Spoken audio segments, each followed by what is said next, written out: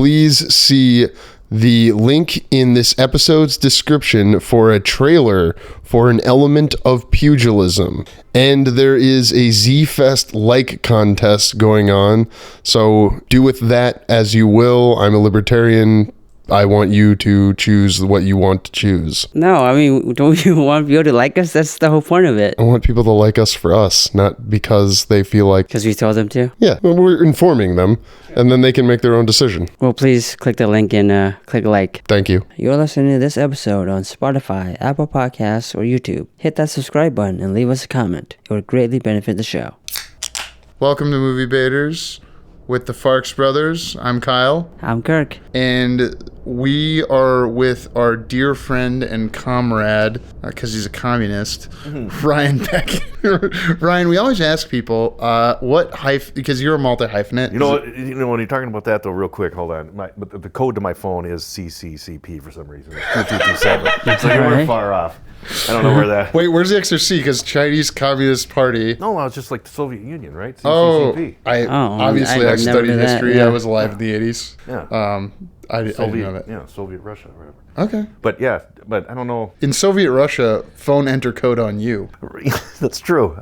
Now I'll have to change my phone code, so, you want to get into my Costco coupons or whatever. Do you keep your Costco coupons Well, on they're in your the phone somewhere. Yeah, I got in my wallet somewhere. Okay. Phone wallet. You're a Costco. Oh, yeah, because I know what part of town you live in, and there's a Costco over by there. We're also Sam's Club, too, so. What? Both. Yeah. How do you have both? And neither are sponsors. They got different stuff. Okay, give me one different thing from one to the other, because I can't even fathom one of them. And I, live in a home with children that eat Hold things. on, let me think. Well, okay. Well, Sam's Club has better pizza, I'd say. You think so? Yeah. I think I'd argue with that one. I'll tell you what. I'll give you that. Okay. But the hot dogs at the thing you can't beat the Costco hot dog versus the Sam's Club hot dog. You can't even compare it. Isn't one significantly cheaper? No, I think they're both pretty cheap, but one looks like, something that comes out of a Great Dane, and then the other actually looks like a hot dog that's cooked well. You know what I mean? It's the Costco one is actually like a foot long. Yeah, it's a foot long hot dog. Yeah, I don't know what the other one. The Sam's Club Sam's hot Club dog is just like a round, short sausage. You know what I mean? Yeah, nobody likes You know those what I mean? Short round ones, yeah. penises. Now we're going to get demonetized. No, that's not a curse, so I think we're okay. Yeah, I think. But Ryan, the question is, what of your multi-hyphenates do you like to go by first? I can start describing some of them I know you as. You're a writer. You're a director. Oh. You can edit. You can edit, yeah. Well, what's your... Because I think of you as a DP sometimes, but you're not a DP. You're a director. Yeah. You always hire somebody else to shoot your stuff. Almost. And it's Brian, right? It's not Brian. What's Bryce Wadling? Oh, yes. Yeah, Bryce. Yep. See? I knew someone, and I've talked to him only at Z-Fest when everyone is doing the libations. So okay, yeah. I'm shocked I was able to pull that name. Yeah, no, yeah, he's amazing. I use Bryce all the time for, short films and for work. Commercial. But what of your hyphenates do you like to go first? Do you like to think of yourself as a creative producer, a director? Director, producer, editor. In that order. That's what I'd say, yeah. I have no problem doing a producer, director, editor. I enjoy all that stuff. I don't shoot. I can shoot, but not as well as others. So I do editing. I do most of the edits on. I think I edit most of my own. Cool. You using Adobe or are you using Final Cut? Premiere and DaVinci. All right. Yeah. I keep editing in Premiere, but it's literally I just edit in Premiere. I do nothing else in there. And I'm talking nothing else. It's just literally like an assemble edit. Okay. Oh, like all the special effects and stuff you're doing in DaVinci instead of or color After Effects. and Bryce, he's the one that keeps telling me that I just got to move to DaVinci completely and start editing in it as well. And I have done that. I just haven't made the full move, but I'm working on it. What's the difference in terms of, and I don't know how wonky we'll get, but I've edited in Adobe, or Premiere, Adobe Premiere, but I've never edited in DaVinci Resolve. Well, it's actually very similar. Yeah. There's a few for the commercial stuff that I work on. I have to. It's easier just to get it to After Effects and do those things I have to do in there in the Adobe suite, and that's probably where is holding me up. Sure. For commercial work, Adobe is more efficient. For what I do. Yeah. But all my stuff ends up in DaVinci anyways, at the end. For color and any kind of other stuff. So if I could just do it in there, then you would never have to, you just never have to leave that. And that's it's a good program, and it's, shit, man, oops, I can't do that. You just have to edit that You can. out, It's explicit. Yeah, we list as explicit. Oh, okay. Well, that was hardly explicit. I mean, that was pretty tame, Yeah, but it's pretty tame. Give us a not tame one. I'm sure no, that's spicy I'm content. trying to be a good boy. Have you had to edit your cursing or having as a father? Oh, Good. See, that's the thing I'm going to tell my wife, because she was like, you can't listen to certain podcasts in the car with the kids because one of the 4-year-olds at their school said the F word. He said, F it. And then the kids in the car, and I missed this, were saying F it on the way home. Blah, blah, blah said F it. He said F it? Yeah. Blah, blah, blah said F it. I won't say it's a name I hear a lot. And he sounds like a problem 4-year-old. I mean, when my kids were younger, I'm sure that it wasn't like I tried to, teach them, be a sailor or whatever. Oh, but, sure. But I mean, they also grew up. I mean, I don't know. That's like one of the least concerns. Oh, sure. Of my child rearing days was if my kids said the F word or an S word. What you got to do is, my opinion, they need to know when they can shoot out something like that and when they can't. And as long as you understand the situation, I mean, good for you. You're talking about nuance, my friend. Yeah, it just, when grandma's standing there, shut up. You know what I mean? But she's not, and you're out with your buddies. I'm not good, just don't get arrested. Or don't say F you to the cop. Yeah. If you get arrested. My younger one. Take drugs. Was making genital jokes, as we call them. Wow. She what kind of genital jokes? She took like she has like I'm gonna call it like a coin purse or something, like a little bag with strings around it. Okay. And she hung it in front of herself and said, "This is my penis." Wow. And I said, "Okay, that's a funny joke, but don't tell that to grandma, and don't do that at school." She's like, "Okay, I understand that, but it was funny." Well, isn't a coin purse just a euphemism for your scrotum? Anyway, as I entered saying coin purse, I thought that. And you're of an age and taste profile. Have you watched Bill Burr's newest special? I haven't seen it yet. Drop Dead Years? No, I haven't seen it. Brother, have you seen it? No, I haven't. Okay. I will ruin just one anecdote he tells in there about his, I think, 3-year-old, when he's like washing his pee-pee and saying, "Okay, now we're going to, wash your pee-pee." And, or it was in the bath or something like that. And and the 3-year-old turns to him and goes, "And my balls." Yep. Because he had learned balls from, his dad telling him, watch it. So I, don't want to discourage genitalia conversations. Sorry, especially at that age. Well, I mean, like they don't have whatever for it. Ryan, when you were that age, where were you in the world? Were you in the northern Minnesota? At 3 years old? At 3 or 4. Were you? Did you grow up in Minnesota? See, this was just what we call a transition in the biz. Yeah, that's fine. I thought you were asking me. I thought you were going to ask me to have a memory at 3. Like, no, I don't think just I where, do. because you're from the Minnesota, correct? I am from the Minnesota. Yep. But I was born in the North Dakota. But just briefly. So I'm technically born in North Dakota for all you. Ryan Becken enthusiasts that just need to know that. But, I do. I am. But I grew up in Duluth through high school. That's right. What was Duluth like growing up in? It seems like I grew up in a 7,000. What? Racist? Wow. Well, why do you say that? Because it was, but against who? I don't. The Native Americans or the whole? Well, I'm wondering what ethnicities were up there in the Well, that's the problem. There wasn't. That. Yeah. Right. So no, I don't know. The college didn't provide like professors' kids and stuff. What? Yeah. Well, in my experience, growing up in a 7,000 person town that was a college town that had about 7,000 students, we had enough people like at my high school that were, different races. No, well, there was a racist, and I thought races like black, white, multiple Asian, races, yes. And there was one guy who I remember calling a South Asian. He called a South Asian person the N-word, and the South Asian guy was he won't care. Raj was like, he called me the N-word. How dumb is he? Like, we all laughed about it because that guy, I don't think, is doing very well now, and I don't remember his name to say it even. Call him out But on it. All right. Raj runs his own business and like knew he was doing fine. His dad was a college professor that was well liked, and that's the story for, I don't know, like 10% of the high school I went to. Well, no, I did like growing up in Duluth though. It's a nice, it's a nice town, but that, just like every place, it has. I mean, it was a little eye opening to, even just because then I went to MCAD for school down, and I lived in the dorm there for 2 years or something, and then got an apartment in St. Paul, and then just kept going and graduated in 2000. I liked school a lot because I stayed there for a long time. I think 6 years. What? I did 2 years. I did 2 years somewhere else in Wisconsin, and then transferred over. And basically nothing transferred over because I went to. Whoa, all right, I was going to do education, and then I moved to art. Wait, you started in education and moved to art, or you started in it?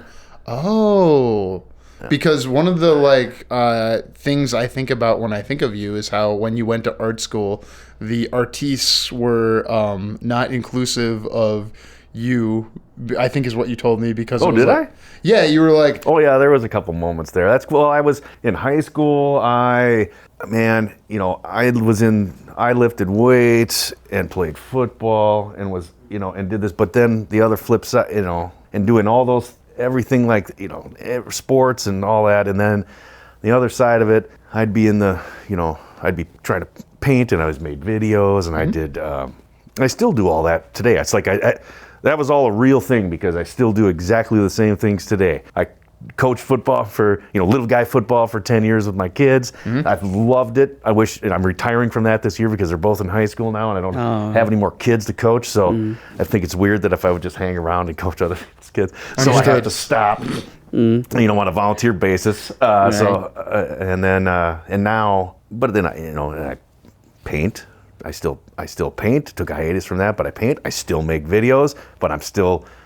Going to the gym, lifting weights. I'm still doing those things. So I had this, when I went to the art school, long story short, I had that, I wasn't a jock, but it wasn't like, I didn't wear all the dark clothes and, You weren't a goth? I wasn't super skinny, and I didn't hate myself and, some of the stuff that happened there. I wasn't me.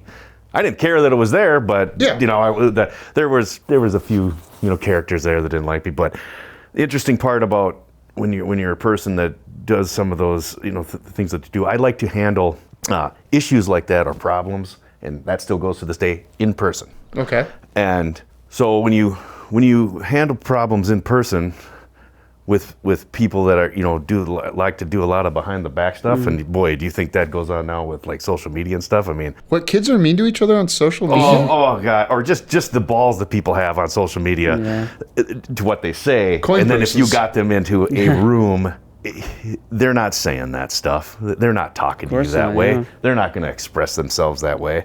But it just the way I go about my business would be like, if I'm going to say that to you on your Facebook account or Instagram account, you definitely know that I'll take care of it in person too. That's just, and if you're not that way, you're not a very genuine person in my opinion. So I did that back then in high school, do it now. So I'm an in-person confrontation artist. Yeah.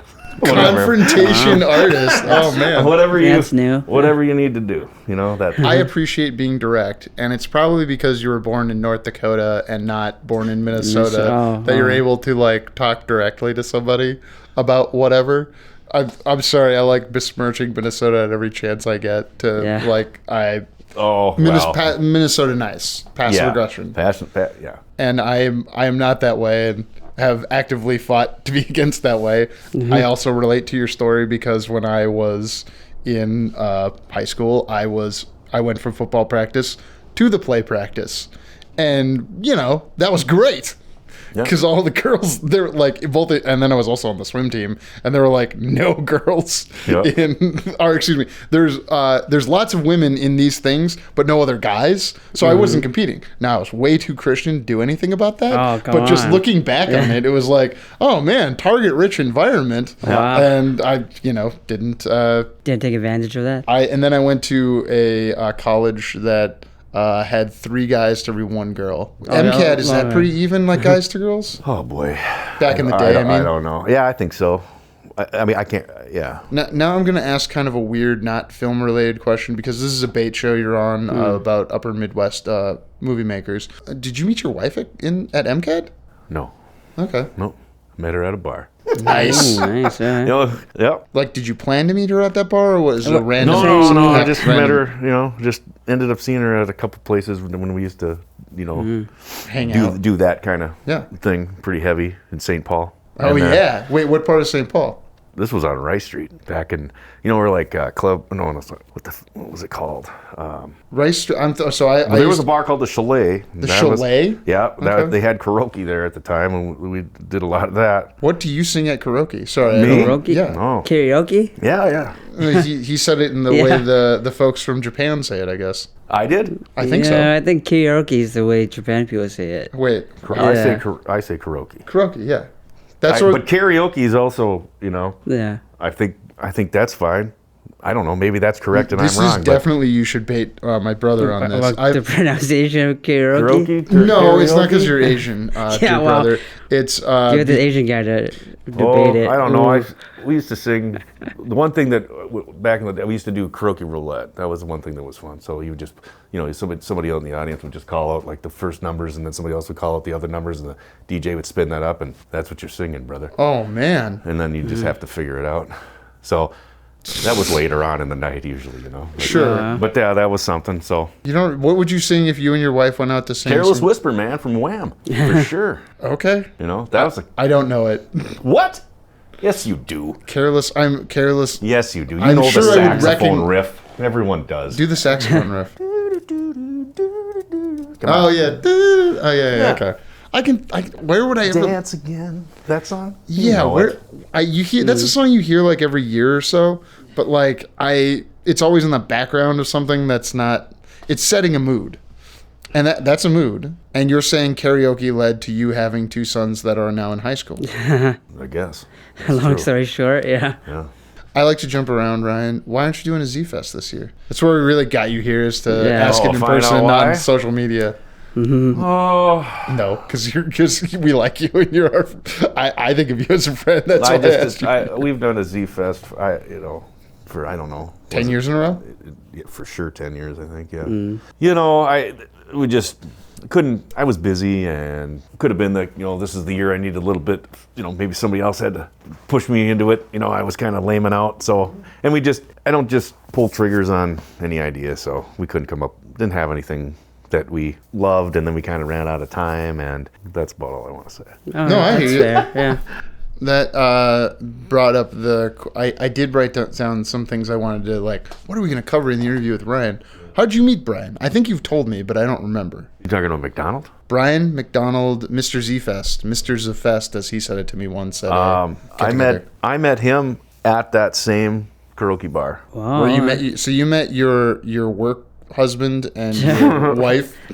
Yeah, actually, we think about it, but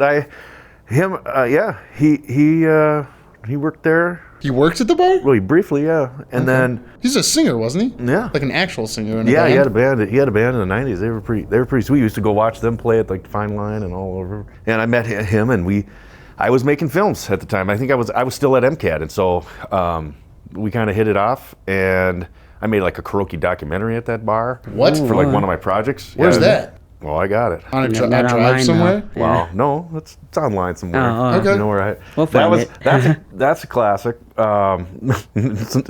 If you whatever term you want to classic. It was interesting, put it that way. But that was so. Yeah, you can get a little glimpse in that life because that was actually a real. Like the people were real. You know, there was like a little 15-minute documentary. And it's what, the mid-90s? 90. I think that was made in 98.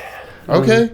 Yeah, late night. I would actually very much. My brother and I are writing a feature taking place in what year?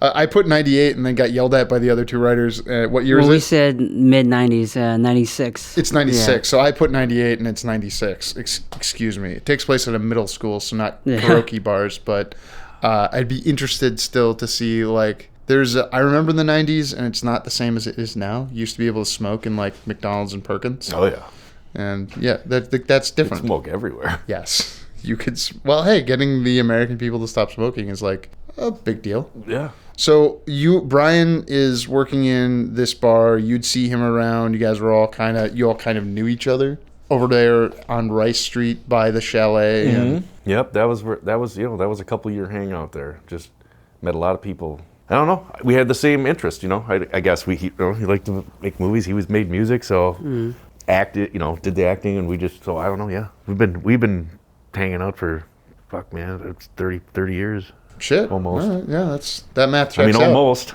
Almost anyways. Yeah, because 98 to 2025, the year of our Lord. Yeah. So that's 27 years. 27. So yeah. I do that math. Yeah. So getting there. When did it transition to, hey man, you make music and you shot him for the documentary or something, but then when was it like, we're going to sit down together and write something? Not too long after. We worked, we made a mockumentary that was 60 minutes long. Whoa. Called Smoke Fire, which was about a action movie that never got finished. We made that in 2001 or something like that, 2000. It's got its moments. It's pretty funny at times. It doesn't, the quality of it is kind of trash. Is it in 4x3 or 16 by 9? Okay. 4x3. Oh. Yep. So you were shooting for like a TV, not a... Well, that's kind of what it was still there. I mean, I shot that on like Beta SP. Oh, and sounds old. And I had like a brand new, at that time, I think I got like a PD 150. That shot 16 by 9. That's right. So it was mixed. We shot both. Now that I'm thinking about it, we did like the interviews in the 4x3, but then we did like the fake movie footage. We shot that with the 16 by 9 with like the camera, and then put all these, really crude like old film filters on there that took like 24 hours to render out 30 seconds at the time, because it was nuts. Was that a digital process, or how were you doing that? I edited that on a editor called the Media 100, which was like an Avid competitor at the time, but then died. Didn't go on. And I started working at the ad agency during that time when we were making that. So I don't know when I got hired on. Did you own it, or did somebody? No, I was using the agency stuff at that time. I got in there and they didn't. It was cool.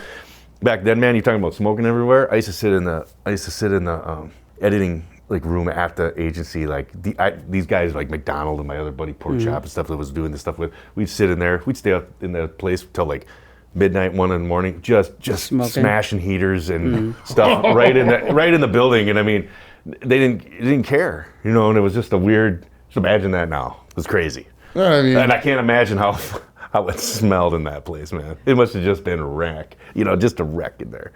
Now when you think back, at the time we just didn't care. Do you know Nick Polatichuk? He's another podcaster. He's made some movies. He's a comic book artist, I think, primarily, and teacher. I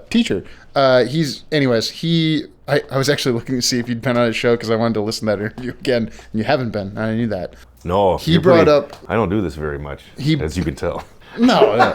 He brought up wiping the, layer of yellow film off of, his, I think it was grandma's TV. Because, I grew up in a non-smoking home. Yeah. When did you start smoking, if you don't mind me asking? And how have you quit? 13. Oh, long time. That was a long time ago. We quit. Okay, yeah. Understood. Yeah. Yeah. I had a relapse, got in trouble, but back on the wagon. Yeah. I have cut things out of my life before and brought them back, and I had to do an ADD test recently, and there was I didn't have to, I chose to. What I had to do was cut out some things that one might enjoy in their life. It's legal now, so you can say it. I'm not saying I would never try anything that though it be legal in this state, maybe not legal federally, and then people care about that. Did you have ADHD or? Oh no, they'd have to, there's still several more things I have to do. See, I had a diagnosis in 2009. Okay. And it was more medical based. This one's more counseling based. Just for no reason other than to win a bet with my father. And okay. That's a completely reasonable reason to do something. Yeah, sure. Earlier, sorry. What are the terms of the bet, though? You never told me. Like, if you are ADHD, what do you get? And if you're not, what does he get? Right.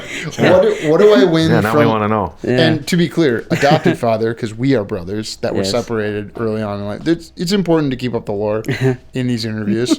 What do I win if I am the saddest? Yeah, if you prove them wrong or right. Yeah, or something. So wait, do you want it or do you not want it? It's not a question of if I have it or not. I already know I have ADHD. The question is if the counselor is going to recommend to my primary care person take drugs. Because 15 years ago when I did it, the thing was like, well, your problem is you're not sleeping.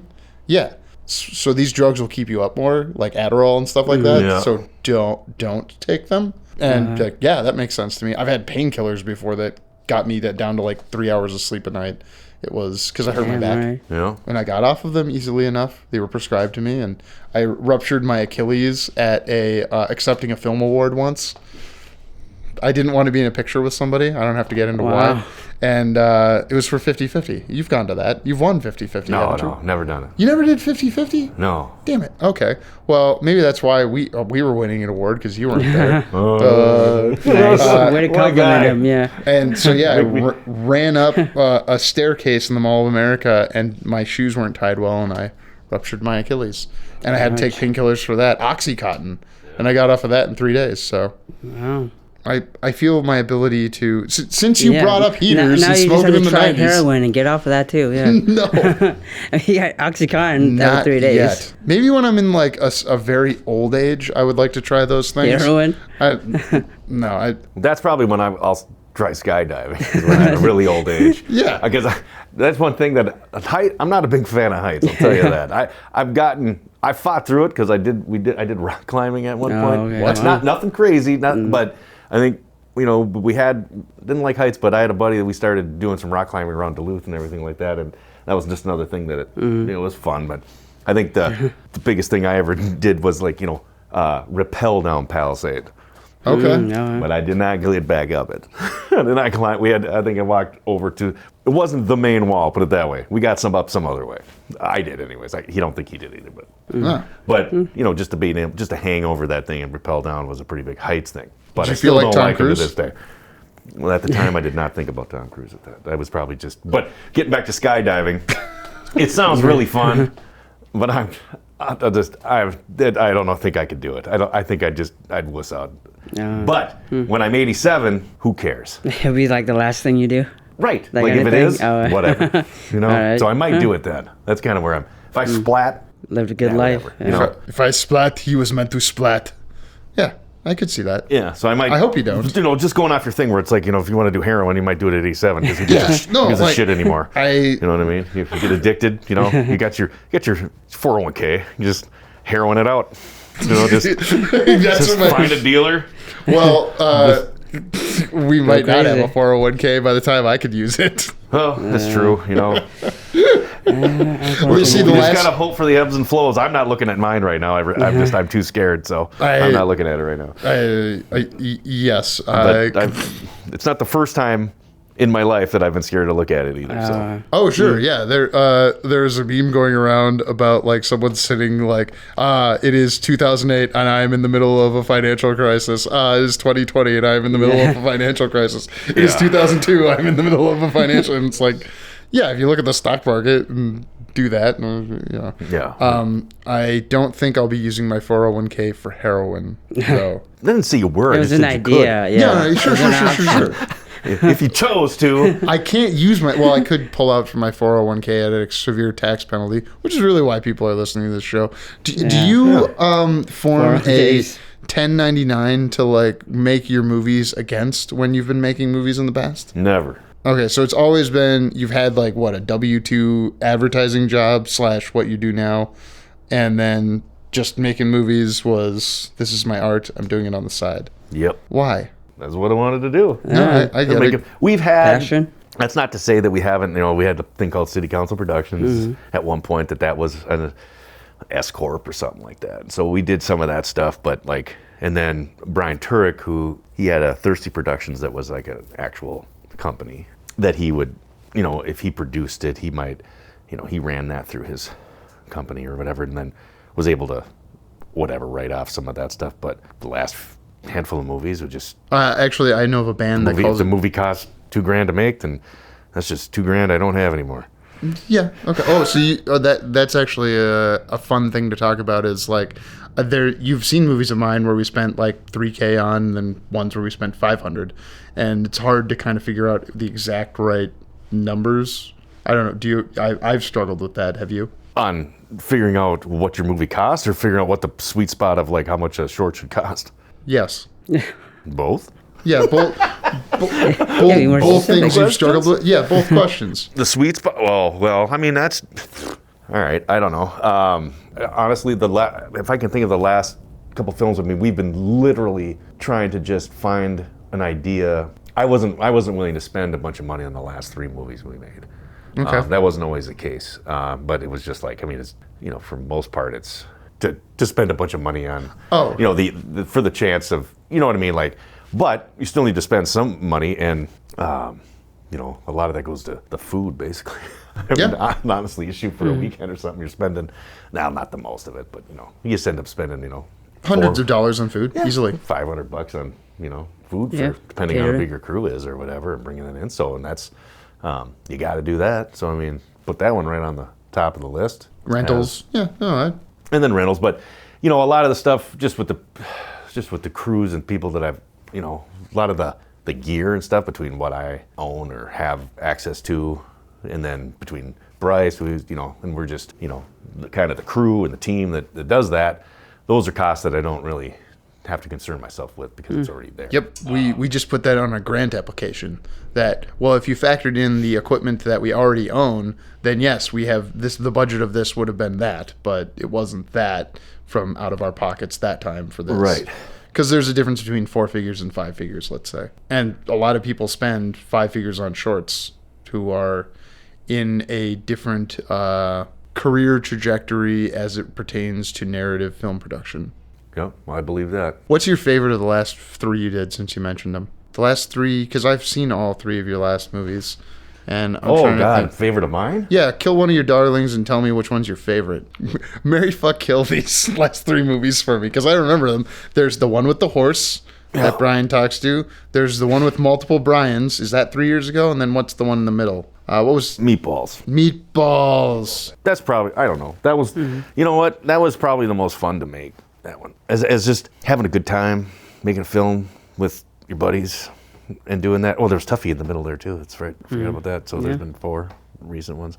Oh yeah, Tuffy. Wait, Tuffy was the same year we did. It was Wish, Tuffy, Meatball Madness. Okay. Meatball Madness was literally an idea that we've had for years, and we just didn't have an idea that year and said, well, I guess we're doing meatballs. And so that was, we wrote an outline on a napkin, and I definitely so killed we knew it. somewhere to go, and got drunk. You had 4 cameras up at once, though, right? There was a time where you had like a camera on each of the cast members. No, we just had 2 cameras rolling every time. Okay, so it was, you could do cross cutting like Feig and Apatow. We did have like four shotgun mics in the chandelier though.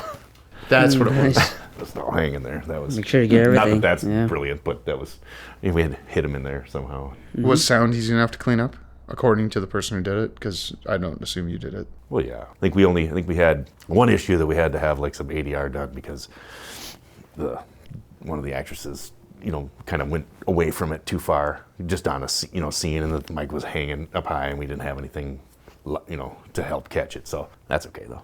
Just fix it. My brother likes to ask the last question of the interview section every time. All right, Ryan. So who else should we have on this podcast? You should contact Bill Boria. That guy's awesome. Bill Boria? Yeah. He's in Meatball Madness. He plays the butler guy that makes the meatloaf. Oh, that guy? The big muscular guy? Yeah. Is he a bouncer? Yeah. I believe he's like he's like a manager now. Manager. He's a manager of bouncers? No, maybe. But I think I haven't talked to him in a little while. He is a trip, and he is a super good dude. I love that guy.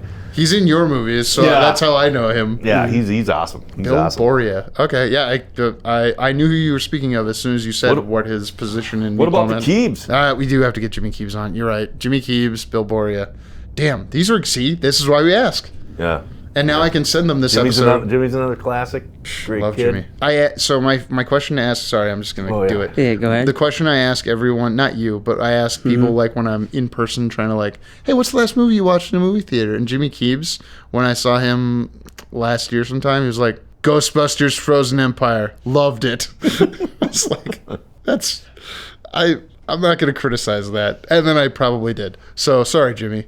Thank you, Ryan. This will be the last thing people hear. Now we're going to do the other thing. Thank you for listening. For more on JK Productions, find us on Instagram at JK Productions Team and on Facebook, JK Productions MN. Join us next time for another debate.